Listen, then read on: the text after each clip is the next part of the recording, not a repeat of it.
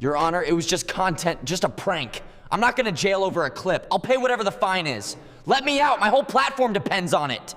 I have sat on this bench for 20 years. I have looked into the eyes of hardened criminals, desperate thieves, and cold-blooded killers. I thought I had developed an immunity to shock. I thought I had seen the absolute ceiling of human narcissism. But what strutted into my courtroom on the morning of November 12th at 9 a.m., Sharp didn't just cross the line, it erased it completely. You think you know what entitlement looks like, you have no idea. If you believe that a blue checkmark on social media should grant you immunity from the laws that govern the rest of us, keep watching. Because what happens in the next few minutes is going to change everything you think you know about the influence economy. And if you believe justice should be blind to follower counts, hit that subscribe button right now. You need to see this. The case file in front of me was thick. Surprisingly so, for what started as a traffic violation. The defendant was Jackson Jax Miller, 19 years old, a content creator with 25 million followers on TikTok, known for pranks that usually involved harassing working-class people for views. When the bailiff called his name, the doors swung open, and for a moment, I thought I was on a movie set. Jackson didn't walk in. He performed an entrance. He was flanked by two bodyguards who had no business being past the security checkpoint. He was wearing a Balenciaga hoodie that looked like it had been chewed by rats, but cost more than my bailiff's annual salary. Heavy diamond chains clattered against his chest, noise pollution in a place of law. But what made my blood temperature drop 10 degrees was what he was holding. A phone, mounted on a stabilizer gimbal, and the red light was on. He was live streaming. In my courtroom. Yo, what is up, Jax Nation? He shouted, his voice echoing off the mahogany walls. We are literally in court right now. Look at this old dude in the robe. We finna beat this case in record time. Drop a sub if you think I'm innocent. I didn't bang my gavel. I didn't shout. I have found that true authority doesn't need to scream. I simply lowered my glasses and stared. The silence that followed was heavy, suffocating. Bailiff, I said, my voice barely above a whisper, but cutting through the room like a razor. Seize that device. Immediately, Jackson recoiled as the bailiff approached. Whoa! Chill, bro! This is my job! I'm documenting my life! You can't touch my property! That's like censorship or something! The bailiff, a man who had served in the Marines, didn't hesitate. He took the phone. Jackson looked at me with a mix of confusion and genuine offense, as if I had just interrupted a religious ceremony. You are not documenting in here, Mr. Miller, I said, leaning forward. You are a defendant in a court of law, and if you refer to my bailiff as bro one more time, I will find you in contempt before we even read the charges. Sit down. He sat, slumping into the chair, crossing his arms like a petulant toddler. His lawyer, a high-priced fixer from Los Angeles named Mr. Sterling, looked exhausted already. He whispered something to Jackson, probably telling him to shut up, but Jackson rolled his eyes. He checked his wrist, an icy Patek Philippe watch. Can we hurry this up? Jackson said loudly. I have a brand deal meeting at noon. I can't be late. I opened the file.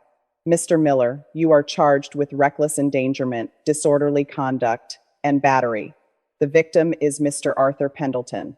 I looked over at the prosecution's table. Arthur was sitting there, 72 years old, a retired school bus driver who was driving a transport van for disabled children on the day in question. He had a bandage over his left eye, and his arm was in a sling. The incident report stated that Jackson had parked his neon green Lamborghini sideways across a busy intersection during rush hour. Why? To film a dance challenge in front of blocked traffic. When Mr. Pendleton honked his horn because he had children who needed to get home, Jackson didn't move. He approached the van. I looked at Jackson. Do you understand these charges? Jackson laughed. A scoff, really. Charges? Judge, come on. It was a skit. A prank. It's for the content. Mister, Arthur here just didn't get the joke. I'm too famous for jail, man. My fans would literally riot. Let's just talk about the fine so I can write a check and bounce. I felt that cold anger rising again. The same anger I feel when the powerful think they can buy their way out of decency. He thought this was a transaction. He was about to learn that in my courtroom, the currency is accountability. and he was overdrawn. Mr. Miller, I said, keeping my voice dangerously low, you seem to be under the misapprehension that this proceeding is a negotiation. You believe you can swipe your credit card and delete the consequences of your actions like you delete a bad comment. Let me be very clear. The only thing you are spending today is your time. I nodded to the prosecutor, Miss Vance. She was a sharp, no-nonsense woman who had prosecuted gang leaders and cartels. She looked at Jackson Miller with the kind of disdain usually reserved for gum stuck to a shoe. Your Honor, she said, the state would like to present Exhibit A, the live stream footage recorded by the defendant himself. Jackson actually perked up. He leaned forward, smiling. Yo, play it. This is the viral clip. It got 4 million likes in 2 hours before they banned my backup account. Watch the engagement, Judge. It's crazy. He was proud. He was actually proud of the evidence that was about to convict him. The large monitors in the courtroom flickered to life. The video was chaotic, shaky, shot in vertical portrait mode. It showed a busy intersection in downtown. Horns were blaring. The neon green Lamborghini was parked diagonally across 2 lanes, effectively gridlocking traffic. Jackson was in the frame, dancing, doing some ridiculous hand movements while cars swerved dangerously to avoid hitting him. Then the camera turned to the white transport van behind him. You could see the logo on the side, City Accessibility Transport. It was clearly a vehicle for citizens with disabilities. Arthur Pendleton leaned out of the driver's window. You could hear his voice on the video, panicked and pleading. Son, please move. I have children in here who need their medication. Please move the car. On the screen, Jackson didn't move. Instead, he turned the camera on himself, made a mocking sad face, and said, "Oh no, Grandpa is mad. He's ruining the vibe. Guys, should we teach him a lesson?" The chat on the screen, recorded in real time, scrolled by with thousands of comments saying, "Do it, wreck him," and endless laughing emojis. Jackson walked up to the van. "You ruining my shot, old man?" he screamed. Then, without warning, he reached through the open window. The camera shook violently as Jackson grabbed Arthur by the collar of his uniform. You could hear the screams from the back of the van, high-pitched, terrified screams of children. Jackson didn't stop. He pulled the 72-year-old man halfway out of the window and struck him. Once. Twice. The sound of the impact was sickeningly loud in the quiet courtroom. "That's for ruining my content," Jackson yelled in the video. Then he laughed, spun around, and ended the stream with a peace sign. The screen went black. The silence in the courtroom was absolute. Even Jackson's high-priced lawyer looked down at his desk, unable to meet my eyes. I looked at Jackson. I expected to see shame. I expected to see regret. Instead, Jackson was shaking his head, smiling. "Okay, but did you see the lighting? The sun was hitting perfectly. And honestly, he touched me first. He grabbed my hoodie. That's self-defense. Plus, those kids, they got to be in a Jax Miller video. They should be paying me for the exposure." I felt the air leave the room. It wasn't just arrogance, it was a complete detachment from reality. He viewed other human beings not as people, but as props for his digital stage. "Mr. Pendleton," I said, turning to the victim, "please take the stand." Arthur walked slowly. He looked tired. He looked like a man who had spent 40 years following the rules, only to be broken by someone who thought rules were optional. He took the oath. "Tell me what happened after the camera stopped," I asked gently. Arthur cleared his throat. "Your Honor, after he hit me, he got back in his car and just sat there. He started editing the video on his phone. He didn't leave. He blocked the ambulance that tried to get through. The children in the back, one of them, little Sarah, she has severe autism. The noise, the violence, she went into a seizure from the stress. I couldn't get to her because my shoulder was dislocated from when he pulled me." Arthur paused, wiping a tear with his good hand. "I wasn't scared for myself, Judge. I've taken hits before. But hearing those babies scream and not being able to help them because this boy wanted to make a video, that broke me. And while the paramedics were loading Sarah onto the stretcher, he was filming them too. He was asking the EMTs to tag his handle in their report." Objection. Jackson's lawyer stood up, though he looked like he wanted to be anywhere else. "Relevance? The defendant is charged with battery against Mr. Pendleton, not the passengers. Overruled, I snapped. It goes to the nature of the defendant's character and the reckless endangerment charge. Sit down. I turned my gaze to Jackson. He was yawning. Actually yawning. He caught my eye and shrugged. Judge, look, it's unfortunate, okay? But it's content. It's not real life. It's the internet. Nobody got seriously hurt, right? The old guy is walking. The kid is fine, probably. Can we just get to the fine? I have a flight to Miami tonight. That was the moment. The moment I knew a fine would be useless. You cannot fine a man whose morality is bankrupt. You have to foreclose on his freedom. Mr. Miller, I said, my voice cutting through his indifference like a scalpel. You mentioned a flight to Miami? Jackson nodded vigorously, checking his diamond-encrusted watch again. Yeah, VIP table at Club Live tonight. It's already paid for. If we wrap this up in 10, I can make the private jet. My manager is blowing up my phone right now. I looked at the bailiff. Officer, please inform airport security that Mr. Miller will not be making that flight. In fact, revoke his bond immediately. He is a flight risk and a danger to the community. Jackson froze. For the first time, the smile faltered. Wait, what? You can't do that. I have a contract. I have sponsors. You're messing with my bag, old man. Sit down, I roared. The sound echoed off the walls, silencing the entire room. Jackson fell back into his chair, eyes wide. His lawyer, Mr. Sterling, put a hand on his shoulder to restrain him, his face pale. Your Honor, the prosecutor, Miss Vance, interrupted. The state has one more witness. We call Dr. Eris Thorne to the stand. Dr. Thorne walked in. He was wearing scrubs, looking like he had come straight from the emergency room. He took the oath and sat down. He didn't look at me. He stared directly at Jackson Miller with a look of controlled fury. Dr. Thorne, Miss Vance began. You treated Sarah, the 7-year-old girl, in the back of the transport van on the day of the incident. Can you describe her condition? Dr. Thorne took a deep breath. Sarah suffers from a rare form of epilepsy triggered by extreme stress and auditory overstimulation. When the defendant began screaming and pounding on the vehicle, she went into a grand mal seizure. Because Mr. Miller's vehicle was blocking the intersection, the ambulance could not reach us for 14 minutes. The doctor paused, his hands clenching the railing of the witness stand. 14 minutes is a lifetime during a seizure, Your Honor. Oxygen to the brain was restricted. By the time we got her stabilized, the damage was done. Sarah had just learned to speak her first full sentences last month. Because of the hypoxia she suffered while Mr. Miller was filming his dance video, she has regressed completely. She may never speak again. A gasp went through the gallery. I looked at Arthur Pendleton. He had his head in his hands, weeping silently. I looked at Jackson. Surely, this would pierce the veil of his narcissism. Surely, knowing he had silenced a child forever, would break through the content creator persona.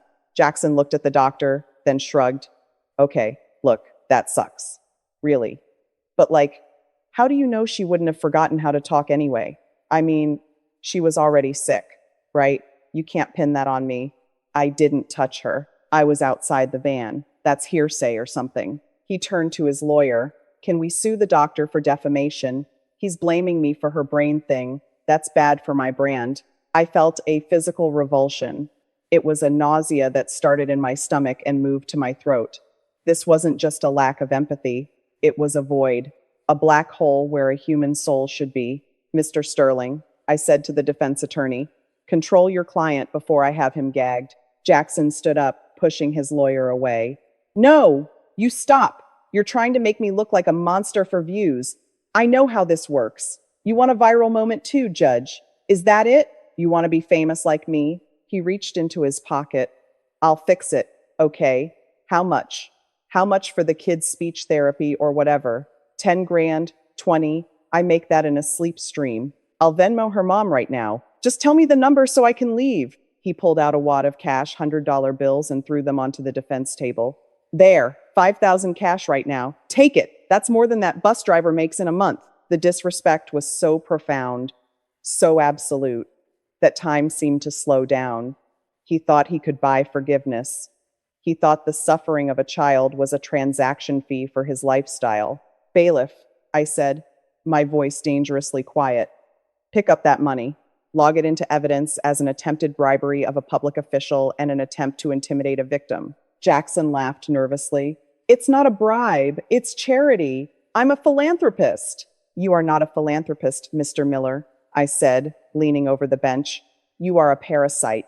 You feed on the attention of others, and you do not care who you destroy to get your meal. But you have made a critical error today. You assumed that because you live online, the real world doesn't apply to you. You are about to discover that the laws of this courtroom do not have a skip ad button. I turned to the prosecutor. Miss Vance, in light of the defendant's behavior in my courtroom, the attempted bribery, and the complete lack of remorse, I am upgrading the charges. We are no longer looking at simple battery. We are looking at aggravated assault with intent to do great bodily harm and felony child endangerment. Jackson's face went white. Felony? Wait, felonies mean prison? Prison, I confirmed. Real prison. Not internet, jail. Not a temporary ban. Iron bars and concrete walls. But I'm famous, he screamed, his voice cracking. You can't put me in prison. I'll get canceled. I'll lose my verification. Mr. Miller, I said, picking up my gavel, you are worried about losing your verification? You should be worried about losing your freedom. We are going to trial. Right now, no plea deals, no fines. Sit down. I'm famous, Jackson screamed, his voice cracking into a high-pitched whine that bounced off the courtroom walls. You can't put me in prison. I'll get canceled. Do you know how much money I lose if I don't post for a week? I'm an economy. I'm a job creator. He turned to his lawyer, Mr. Sterling, grabbing him by the lapels of his expensive suit. Do something. Call the governor. Call my dad. Tell them this judge is going rogue. Mr. Sterling peeled Jackson's fingers off his jacket, his face a mask of professional mortification. Mr. Miller, sit down. You are making this infinitely worse. I am not making it worse. I am standing up for my rights, Jackson yelled, spinning back to face me. You think you can bully me because you have a gavel? I have 25 million people who will ruin your life. I will do a storytime video about this corrupt court, and by tomorrow morning, you'll be fired. My fans are loyal. They are an army. I watched him unravel. It was fascinating in a morbid way, like watching a car crash in slow motion. He truly believed it. He believed that the digital echo chamber he lived in had jurisdiction over the laws of the state. An army? I asked, my voice calm, almost conversational. Mr. Miller, you seem to labor under the delusion that your followers are your friends. You believe they worship you. But let's look at the evidence, shall we? I picked up a document from the evidence pile, the transcript of the live stream chat that had been scrolling while he assaulted Mr. Pendleton. While you were busy assaulting a 72-year-old man and terrified disabled children, your army was commenting. Would you like to hear what they said? Jackson puffed out his chest. Yeah, read it. They were probably hyping me up. In the chat, right? User CoolGirl99 wrote, "This isn't funny anymore. That guy is bleeding." User Mike T wrote, "Unfollowed. This is just cruelty." User Sarah Smiles wrote, "My brother is autistic. If someone did this to him, I'd kill them. Jackson is a monster." And here is the most popular comment, with 40,000 likes in 10 minutes. "I hope he goes to jail. He's not a creator. He's a bully with a ring light." Jackson's mouth opened, but no sound came out. The color drained from his face. For the first time, the armor cracked. The validation he breathed like oxygen had turned toxic. They didn't say that, he stammered. Those are haters, just trolls. They are human beings, Mr. Miller, I said, leaning forward. Human beings who saw you for exactly what you are. You thought you were the hero of this movie, but you are the villain. And your audience, the very people you claim give you power, are the ones demanding your accountability. I stood up and walked to the edge of the bench. You claimed you are a job creator. Let's talk about jobs. Mr. Pendleton has driven that bus for 15 years. Before that, he worked 2 jobs to put his children through college. He creates safety. He creates reliability. He creates a way for children with disabilities to get an education. What do you create? I didn't wait for an answer. You create chaos. You create noise. You create suffering for a few seconds of dopamine. You are a vandal of the public peace. And today, the vandalism stops. Jackson looked around the room, desperate for an ally. His eyes landed on his bodyguards, standing by the door. Guys, get me out of here. We're leaving. The bodyguards didn't move. They crossed their arms, looking at the floor. Even his payroll wouldn't protect him now. Mr. Sterling, I addressed the lawyer. Your client is a danger to the community. He has demonstrated a complete lack of impulse control. He has attempted to bribe a court official, and he has expressed an intent to use his social media platform to intimidate the judiciary. I am revoking bail entirely. Revoking? Mr. Sterling sighed, not even bothering to argue. Understood, Your Honor.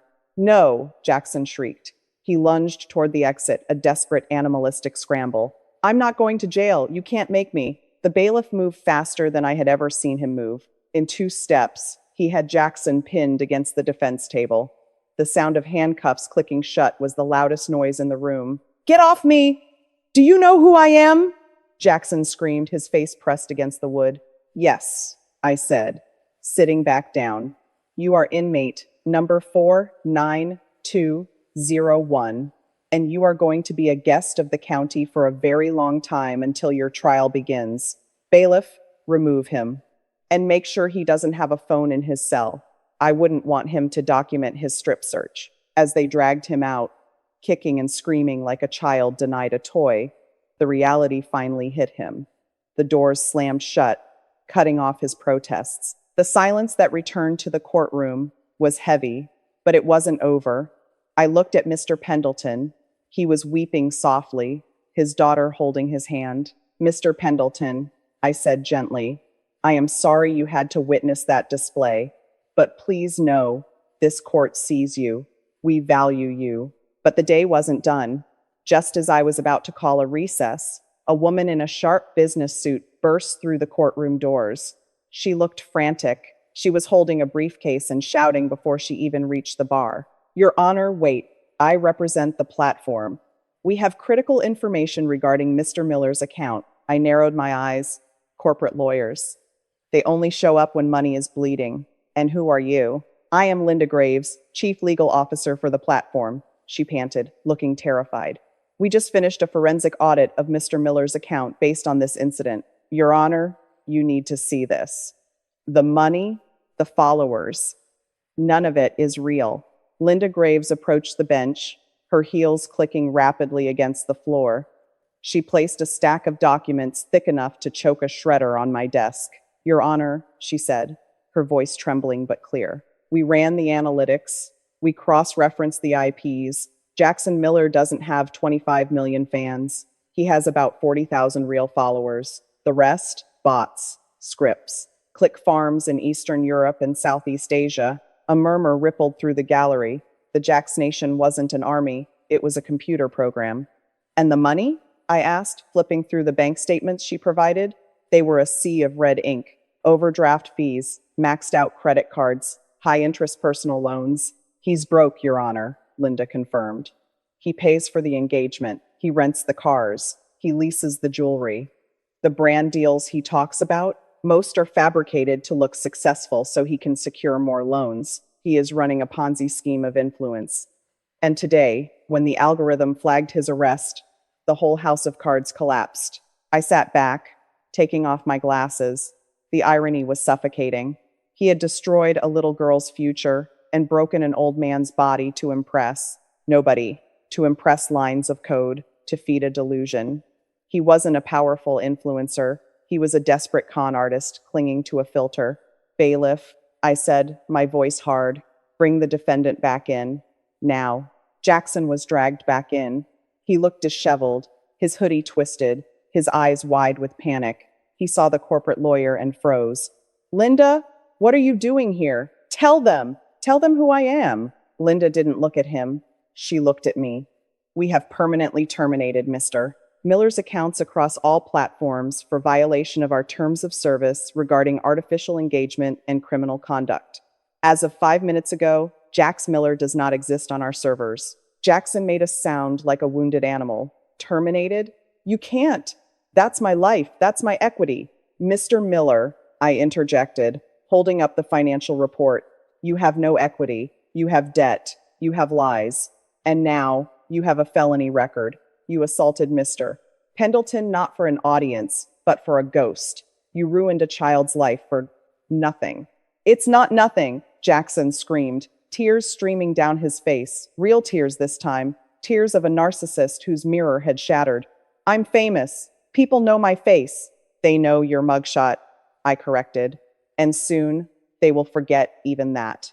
Because that is the nature of the internet you worship. It moves on. But do you know what doesn't move on? The trauma you caused, Sarah. The pain you caused, Mr. Pendleton. That stays. I turned to the prosecutor.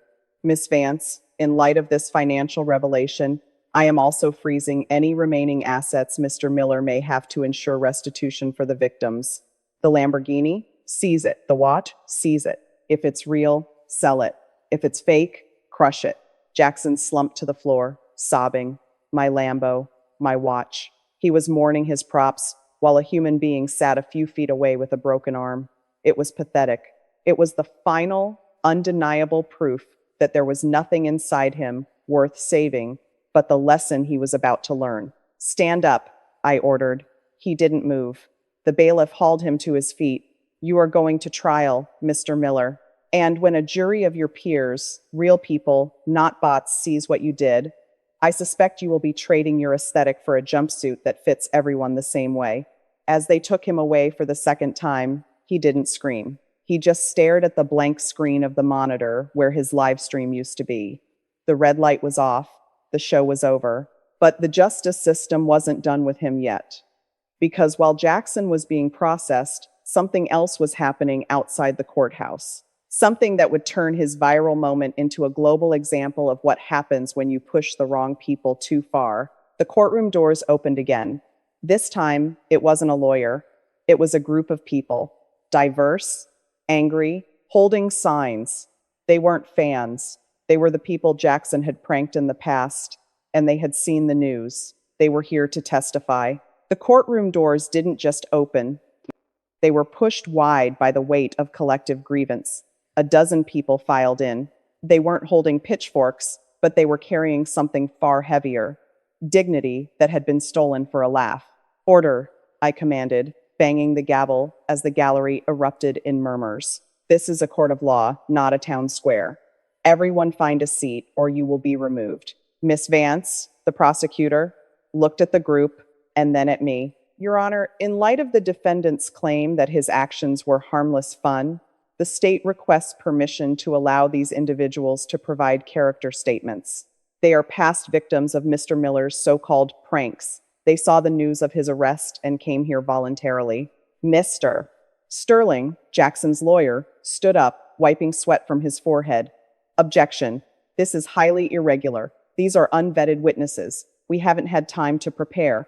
Mr. Sterling, I said, leaning back, your client claimed 5 minutes ago that he is a philanthropist and a job creator. He made his character the central issue of this bail hearing. I am going to hear them. Overruled. I signaled the bailiff. Bring the defendant back out. He needs to see this. Jackson was led back into the courtroom, handcuffed and looking smaller than I had ever seen him, without his phone, without his entourage, without the filter of a screen. He was just a scared teenager in a designer hoodie. When he saw the people sitting in the front row, he stopped dead in his tracks. He recognized them, not as human beings, but as content he had monetized and discarded. First witness, I called. A young woman stood up. She was trembling. She identified herself as Elena, a barista at a local coffee shop. Tell us your experience with Mr. Miller, Miss Vance said gently. Elena took a deep breath. 6 months ago, he came into my shop during the morning rush.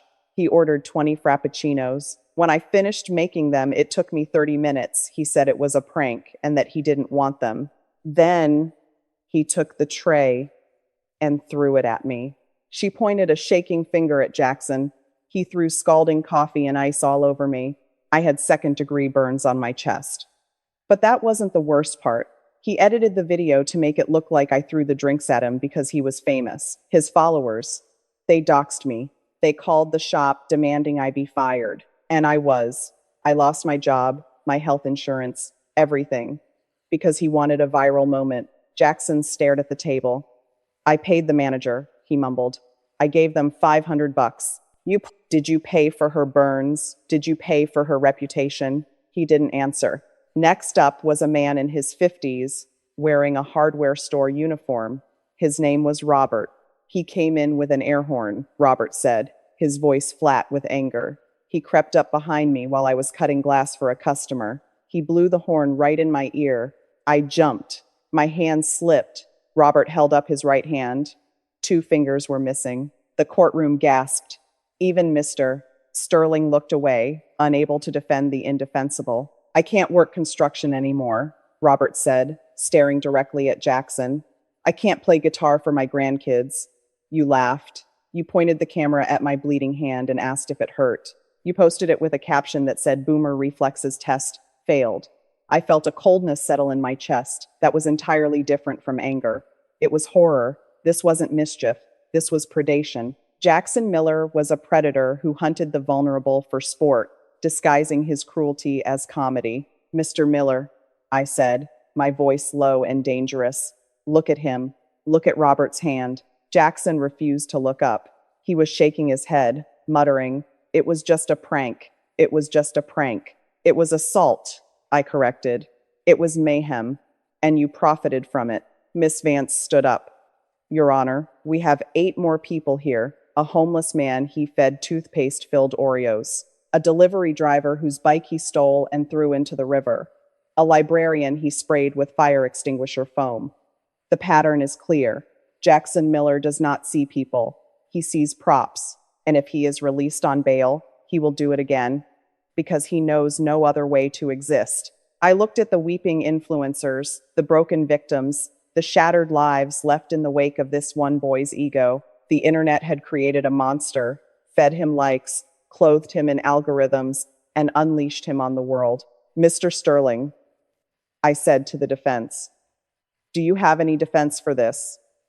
Any explanation for why your client turned his community into a hunting ground?" Mr. Sterling stood up slowly. He looked at Jackson, then at the victims. He closed his briefcase. "No, Your Honor. The defense rests." Jackson's head snapped up. "What? You're supposed to fight for me. I pay you." "You paid me," Sterling corrected, his voice icy. "But as we established, the checks are bouncing. And frankly, Mr. Miller, there isn't a retainer in the world large enough to justify this." The lawyer sat down, effectively abandoning his client to the mercy of the court, and I had none left to give. "Jackson Miller," I said, leaning forward until I filled his field of vision, "you wanted to be the center of attention. You wanted the world to watch you. Well, congratulations. You have our undivided attention." I picked up a new document Miss Vance had just handed me. It was a printout from the county prosecutor's office. "Based on the testimony heard today and the clear and present danger you pose to the public, I am hereby revoking my previous order regarding a trial date." Jackson blinked, hope flickering in his eyes. "You're letting me go?" "No," I said, a dark smile touching my lips. "I am declaring this a complex felony case. I am consolidating all these incidents, the barista, the hardware store employee, the bus driver, the child, into a single RICO case. You aren't just a bully, Mr. Miller. You are a criminal enterprise." "RICO?" Jackson whispered. Like the mafia?" "Exactly like the mafia," I said, "because that is what you are. An organized ring of terror operating for profit. And do you know what the sentence guidelines are for a RICO conviction involving great bodily harm and child endangerment?" I paused for effect. The silence was absolute. "Life," I said. "Life in prison. Life in prison?" Jackson repeated, the words coming out as a strangled whisper. The arrogance that had filled the room an hour ago had evaporated, leaving behind a terrified child in a costume of wealth. "But I'm 19. You can't do that. It was just for views. It was just a skit." "Mr. Miller," I said, my voice heavy with the weight of the law, "when you monetize misery, you pay with your life.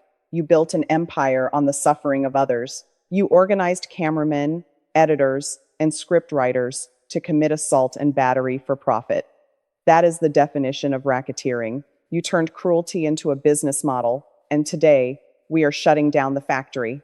Jackson turned frantically to his lawyer, grabbing his arm with desperate, trembling hands. Do something! Tell him I'm sorry! I'll apologize. I'll make it right. I'll do a dance video with the old man. I'll collab with him. We can split the ad revenue. The gallery groaned in collective disgust.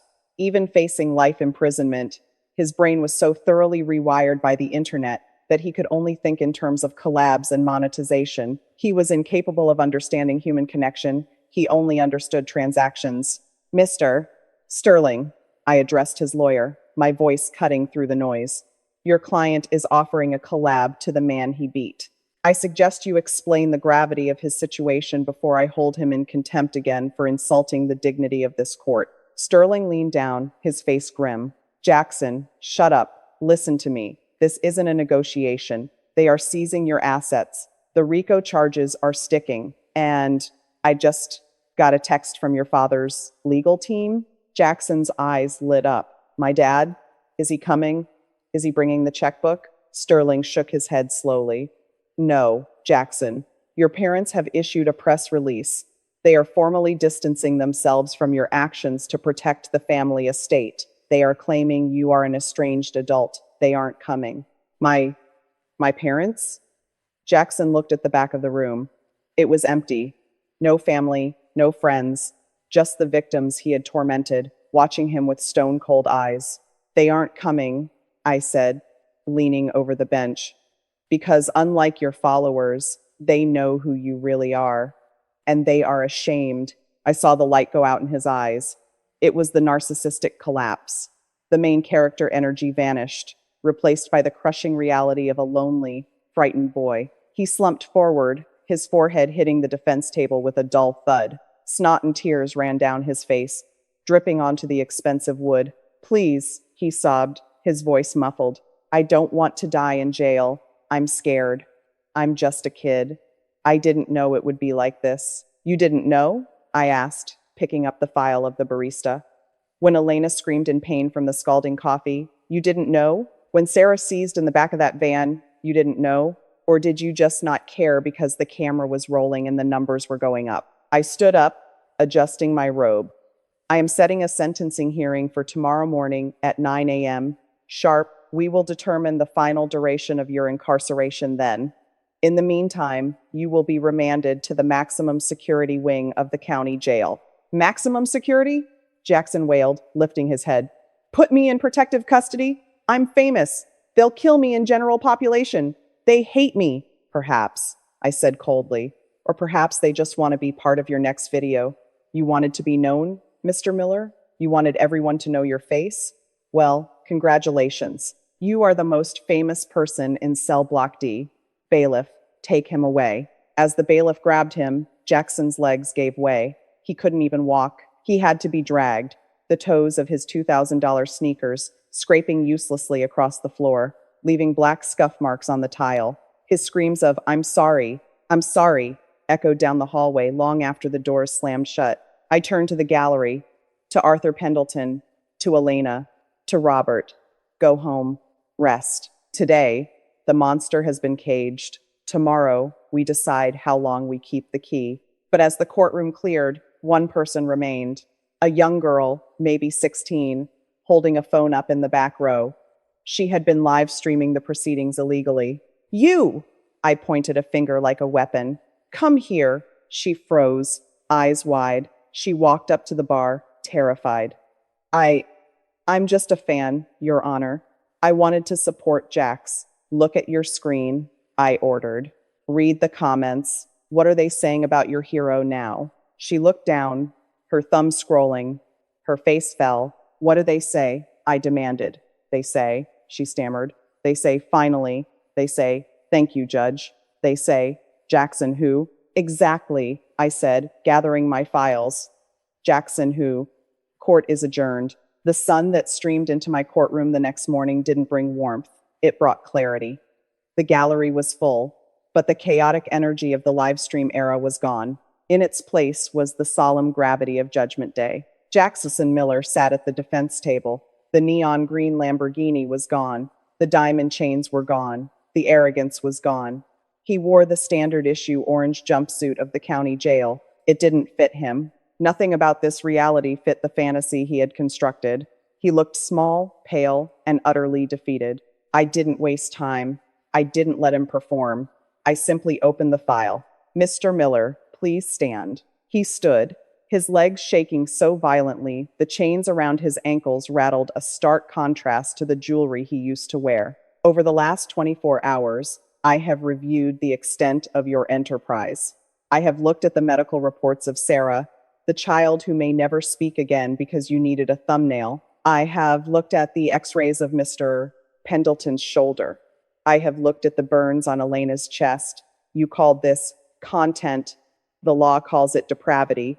Jackson kept his head down, tears dripping onto the floor. I'm sorry, he whispered. I'm just sorry. I believe you are sorry, I said. You are sorry that the algorithm turned on you. You are sorry that the camera stopped recording. But sorrow does not undo damage. Only justice does that. I looked him in the eye. On the charge of racketeering and organized criminal activity, I sentence you to 20 years in state prison. On the charge of aggravated assault against a vulnerable person, I sentence you to 10 years, to be served consecutively. You will serve a total of 30 years behind bars before you are eligible for parole. A gasp went through the room. Jackson's knees buckled. He would have hit the floor if the bailiff hadn't caught him. 30 years. He would go in a teenager and come out a middle-aged man. The prime of his life, the years he would have spent influencing, would be spent in a 6x8 cell. But I am not finished, I continued, my voice cutting through his sobbing. The most dangerous weapon you possessed was not your car or your fists. It was your platform. Therefore, as a special condition of your sentence, I am issuing a lifetime ban on your digital presence. I leaned forward to make sure he heard every word. Upon your release, you are prohibited from owning a smartphone, accessing social media, or creating content on any platform that exists or will exist. You are forbidden from profiting from your name, your likeness, or your story. You will never sell a book. You will never do an interview. You will never stream again. You are digitally erased. Jackson looked up, and the horror on his face was absolute. For a generation raised on attention, anonymity was a fate worse than death. I had just sentenced him to become a ghost. All assets previously seized, I added, turning to the victims, including the vehicles, the jewelry, and the remaining funds in your accounts, are hereby liquidated. The proceeds will go into a trust fund for the long-term medical care of Sarah and the rehabilitation of Mr. Pendleton and your other victims. You worked for clout, Mr. Miller. Now, your work will pay for the healing of the people you broke. Take him away. The bailiffs didn't have to drag him this time. He walked like a zombie, hollowed out. As he passed the gallery, he didn't look for a camera. He looked at the floor. The doors closed behind him with a finality that echoed in the silence. I stepped down from the bench and walked over to Arthur Pendleton. He stood up, his good hand gripping his daughter's. Is it over, Judge? He asked, his voice trembling. It is, Mr. Pendleton, I said. He can't hurt anyone else. And Sarah, she will be taken care of. For life. Arthur nodded, tears streaming down his weathered face. Thank you. Not for the money, but for seeing us, for making us matter. You always mattered, I said. He just made you forget. I returned to my chambers and sat in the quiet.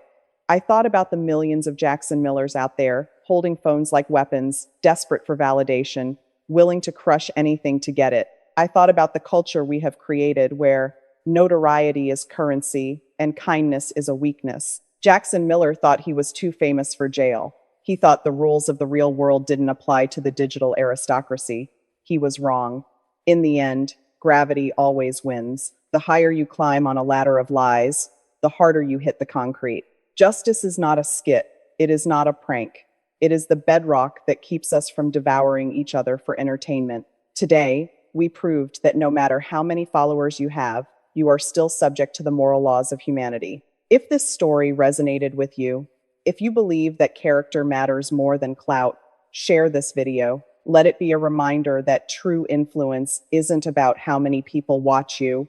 It's about how many people you lift up. I'm Judge Boyd. Case closed.